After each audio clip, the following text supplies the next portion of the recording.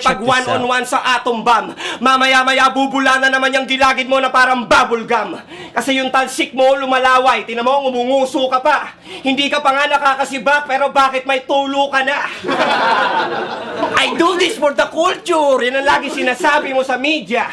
Pero yung laway mo na panes, may sarili ng culture yung bakterya.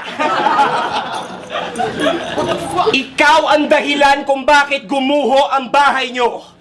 Lumambot yung lupang tinitirikan dahil sa kakatulo ng laway mo.